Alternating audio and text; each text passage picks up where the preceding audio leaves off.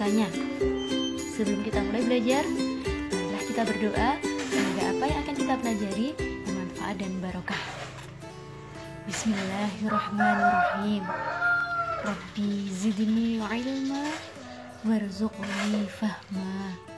Ya Allah, bersihkanlah hatiku, cerdaskanlah pikiranku, dan perbaikilah perilakuku. Amin. Well, dalam video kali ini kita akan belajar tentang kelainan dan gangguan pada sistem gerak manusia. Nah, gangguan atau kelainan pada sistem gerak manusia itu meliputi 3. Ada gangguan dan kelainan pada rangka atau tulang, gangguan atau kelainan pada sendi, dan gangguan atau kelainan pada otot. Untuk mengetahui lebih lanjut apa saja gangguan dan kelainannya, silakan simak penjelasan berikut ini. Yang pertama, gangguan pada tulang atau rangka. Secara umum, secara garis besar, gangguan yang terjadi pada tulang itu disebabkan oleh 3 hal, guys. Ada yang karena kekurangan suatu zat, misalnya vitamin D atau kalsium. Ada yang karena kecelakaan, dan ada yang karena kesalahan sikap tubuh atau posisi tubuh. Gitu. Langsung saja. Gangguan yang pertama yaitu rickettsia atau rakitis atau rickets, ya. Nah, rakitis itu adalah penyakit di mana tulang menjadi abnormal pertumbuhannya karena ketika dia masa pertumbuhan dia kekurangan vitamin D. Kenapa sih kok tulang itu jadi terganggu ketika kekurangan vitamin D? Karena vitamin D di dalam tubuh itu berfungsi untuk menyerap atau memaksimalkan penyerapan kalsium dan fosfor, di mana kalsium dan fosfor itu berguna untuk mengeraskan atau membuat tulang menjadi keras. Akibatnya apa? Jadi pertumbuhan pada kaki biasanya menjadi abnormal. Ada yang bentuk kakinya menjadi X, like this. Ada yang menjadi O, like that. Ya, itu dinamakan rakitis. Selanjutnya yaitu osteoporosis. Osteoporosis kadang ada yang menyebut sebagai pengeroposan tulang. Bagaimana tulang bisa sampai keropos, lunak, ya? Yaitu terjadi karena kekurangan zat kalsium. Ketika tubuh kekurangan asupan kalsium, penyerapannya tidak normal, ya, bisa jadi dia mengambil kalsium yang ada di dalam tulang. Akibatnya tulang menjadi keropos. Selanjutnya yaitu gangguan karena kecelakaan. Yang pertama yaitu fraktura atau patah tulang. Patah tulang biasanya terjadi karena kecelakaan, di mana patah tulang ini ada 2 jenis. Ada patah tulang terbuka atau fraktura terbuka, dan patah tulang tertutup atau fraktura tertutup. Dimaksud terbuka itu karena dia mencuat, jadi patah tulangnya itu keluar dari kulitnya sobek, kemudian patah tulangnya kelihatan. Itu dinamakan terbuka. Kalau tertutup dia patah tulang tapi nggak kelihatan karena masih di dalam kulitnya tidak sobek. Gitu. Nah, kalau fraktura itu patah, ada lagi yang namanya fisura. Kalau fisura itu tidak sampai patah tulangnya. Jadi ketika tubuh mengalami kecelakaan, tulangnya hanya retak, ya, retak tulang atau fisura. Nah, biasanya kalau retak tulang ini masih bisa menyambung kembali tulangnya. Selanjutnya yaitu adalah kelainan yang disebabkan oleh kesalahan sikap tubuh. Salah sikap tubuh. Biasanya terjadi pada gangguan tulang belakang atau kelainan pada tulang belakang yang disebabkan oleh salah posisi duduk. Nah, kelainan pada tulang belakang itu ada 3. Ada lordosis, ada kifosis, ada skoliosis. Lordosis adalah keadaan di mana tulang belakang itu kelainannya membengkok ke depan. Baik, oke. Yang dimaksud tulang belakang itu adalah yang bagian tengah ya, bukan atas atau bawah. Yang bagian tengah, tulang punggung. Berarti begini, bagian tulang belakang membengkok ke depan, lordosis. Kifosis yaitu tulang belakang membengkok ke belakang, artinya membungkuk begini, bungkuk. Kemudian skoliosis itu ke arah samping. Skoliosis tulang belakang ke arah samping, kiri atau kanan. Nah, untuk menghafalkannya yaitu LKS the best. LKS the best, maksudnya L lordosis, K itu kifosis, S skoliosis. The best maksudnya D depan, best B nya itu belakang, S nya itu samping. Jadi lordosis itu depan, kifosis belakang, kalau skoliosis samping. LKS the best. Selanjutnya yaitu adalah gangguan atau kelainan pada sendi. Sendi itu adalah penghubung antar tulang ya, ingat-ingat lagi. Ada yang namanya dislokasi sendi atau dislokasi atau urai sendi, terurai dari sendi. Ada yang namanya kesleo atau terkilir. Kalau dislokasi atau urai sendi itu terjadi ketika ligamen itu otot yang mengikat sendi itu robek, kemudian tulang yang ada di sendi itu dia melesat, gitu, dislokasi. Jadi berubah lokasi kan, terurai dari sendi gitu. Tapi kalau kesleo atau terkilir dia hanya sobek saja, tidak sampai berubah lokasi gitu, tidak sampai terurai dari sendinya tulangnya. Nah, yaitu adalah artritis. Kalian mungkin sudah sering dengar ya, ada orang tua yang mengeluh asam uratnya kambuh, sakit sekali begitu kan.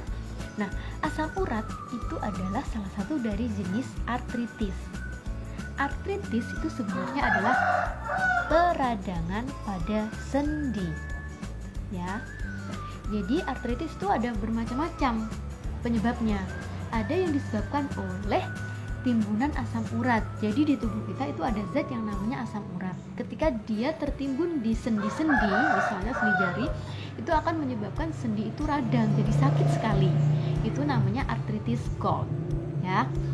Ada yang karena di sendinya itu cairan sendi itu habis, jadi ada pelumasnya sebenarnya sendi-sendi kita, namanya cairan sinovial. Ketika cairan itu habis atau menipis, sendi akan menjadi sakit, jadi kaku. Itu namanya artritis Zika ya. Ada yang peradangan sendi karena adanya kuman yang mengganggu atau bakteri, itu namanya artritis eksudatif. Dan ada lagi yang karena di sendinya itu tulang rawannya mengalami penipisan, sudah mulai aus kalau misal mesin ya. Jadi di ujung-ujung tulangnya, tulang rawan itu sudah menipis, itu namanya osteoartritis. Selanjutnya yaitu adalah kelainan atau gangguan pada otot. Nah, yang pertama ada atrofi. Atrofi itu artinya otot. A itu artinya tidak, berarti atrofi, tidak berotot. Atrofi itu adalah kondisi di mana otot mengecil. Kenapa dia bisa mengecil? Karena dia tidak sering dilatih, tidak sering digunakan, tidak sering berkontraksi atau aktif. Nah, kebalikannya, kalau otot itu sering dilatih, sering aktif, sering berkontraksi, misalnya seperti ini, dilatih berkontraksi seperti ini, dia akan membesar dari ukuran semula, ukurannya jadi tidak normal lagi, jadi lebih besar. Itu dinamakan kelainan hipertrofi. Hypertrofi. Hiper atau hyper itu artinya kan tinggi, trofi itu otot, ototnya itu jadi masanya lebih besar, lebih tinggi, lebih gede. Contohnya yaitu para binaragawan yang sering melatih ototnya sehingga ototnya jadi lebih besar. Selanjutnya yaitu ada tetanus ya. Tetanus itu adalah gangguan di mana otot yang ada dalam tubuh itu terus-menerus berkontraksi atau kejang. Nah, penyebabnya apa? Penyebabnya yaitu adalah bakteri, namanya Clostridium tetani. Makanya dia namanya tetanus, karena bakterinya bernama Clostridium tetani ya. Jadi bakteri ini menyebabkan tubuh kita menghasilkan suatu zat yang merangsang otot untuk berkontraksi. Kalian mungkin pernah dengar kalau misal kita luka, kenapa harus dibersihkan, kenapa harus ditutup. Nah, itu tujuannya adalah biar steril, tidak ada bakteri.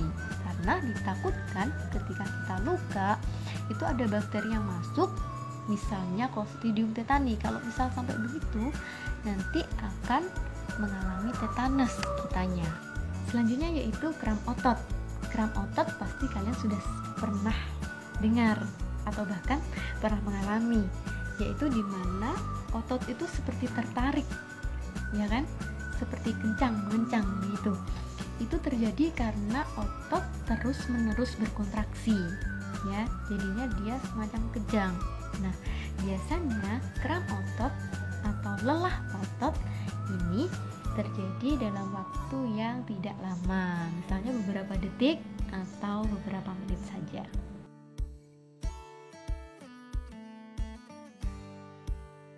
Ada yang namanya polio. Kalian pernah dengar kenapa waktu bayi itu diimunisasi polio? Ya, karena ada yang namanya virus polio. Virus polio ketika sudah menyerang kita, itu dia menyerang saraf yang ada di tulang belakang. Sedangkan tulang belakang itu berfungsi untuk mengendalikan motorik dari kaki atau anggota gerak bawah. Jadi seseorang yang terkena virus polio itu biasanya dia mengalami kelumpuhan, ya, karena saraf yang bertugas untuk mengendalikan anggota gerak bawahnya, kakinya itu terganggu, jadinya lumpuh. Selanjutnya yaitu myasthenia gravis, ya. Ini adalah suatu gangguan autoimun atau kekebalan.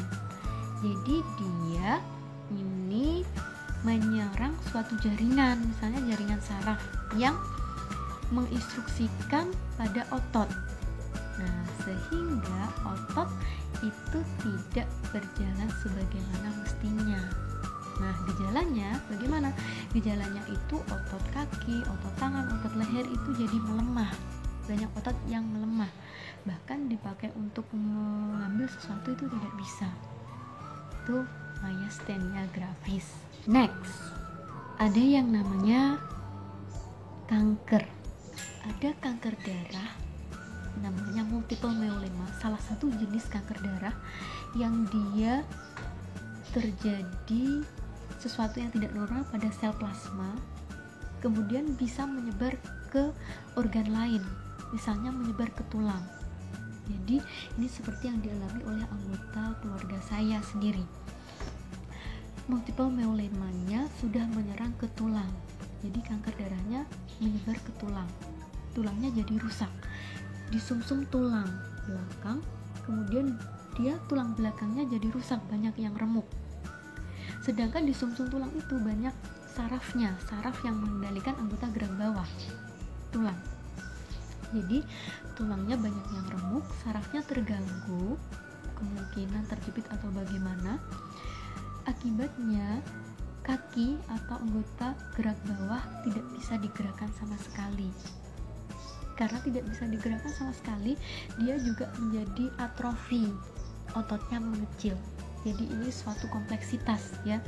Dia sebenarnya kanker darah, kemudian menyebar ke tulang, tulangnya menjadi banyak yang keropos, rusak, remuk. Kemudian karena di punggung itu banyak sarafnya, saraf terutama yang mengendalikan gerak dari kaki, kakinya jadi ikut tidak bisa digerakkan. Karena tidak bisa digerakkan, dia mengalami atrofi, ototnya mengecil. Bahkan dalam jangka waktu 1 bulan saja, itu kaki yang awalnya biasa, normal, jadi tidak ada ototnya sama sekali, seperti tinggal tulang gitu. Jadi curhat ya. Jadi segala sesuatu, entah itu kelainan, gangguan, penyakit, itu memang datangnya dari Sang Pencipta. Terserah Tuhan mau memberikan itu pada siapa, begitu kan. Tetapi kita sebagai manusia selayaknya harus tetap berusaha dengan sebaik-baiknya untuk menjaga anugerah yang sudah Tuhan berikan pada kita, ya kan? Well, kita sudahi sedih-sedihnya membahas kelainan atau gangguan ini. Kita beralih ke upaya untuk menjaga sekarang. Bagaimana caranya? Ada beberapa. Yang pertama, untuk tulang, yaitu menjaga asupan vitamin D. Salah satunya dengan atau berjemur di bawah sinar matahari pagi. Kenapa kok anak bayi itu dijemur ketika pagi hari? Karena dia masa pertumbuhan kan? Bukan karena sinar matahari itu mengandung vitamin D, bukan. Ya, tetapi karena dengan adanya sinar matahari itu provitamin D yang ada di dalam tubuh, provitamin D itu calon vitamin D. Ketika ada sinar matahari, itu calon vitamin D bisa berubah jadi vitamin D. Jadi sinarnya hanya membantu mengubah provitamin D atau calon vitamin D menjadi vitamin D. Kenapa kok harus sinar matahari pagi? Kenapa tidak siang? Biar sinarnya banyak. Karena kalau terlalu siang itu nanti radiasinya terlalu banyak, ya kan? Sedangkan kita tahu bahwa sinar matahari itu mengandung apa? Ultraviolet. Nah, kalau ultraviolet itu kan berbahaya, justru dapat menyebabkan kulit ini menjadi terkena kanker kulit. Begitu. Jadi nanti kita pengennya dapat vitamin D tapi malah dapat zonk kalau siang-siang berjemur, ya kan? Nah, ketika ada vitamin D tercukupi di dalam tubuh, penyerapan kalsium dan fosfor itu menjadi maksimal.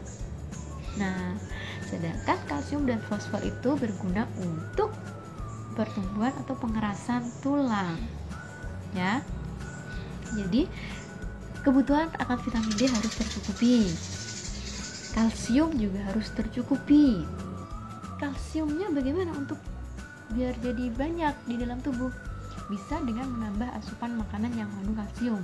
Misalnya susu, kangkung, brokoli, kacang almond, ikan salmon,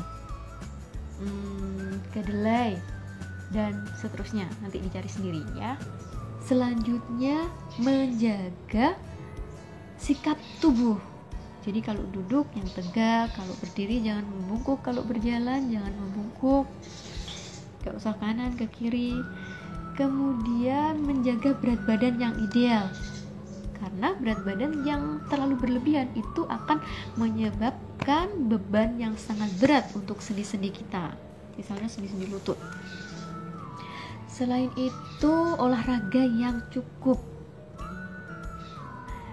kemudian minum air yang cukup, jangan merokok, jangan mengkonsumsi alkohol, dan jangan melakukan kegiatan yang berlebihan. Dan satu lagi, menghindari konsumsi garam yang berlebihan, karena kalau di dalam tubuh kelebihan garam itu nanti kalsiumnya banyak yang hilang.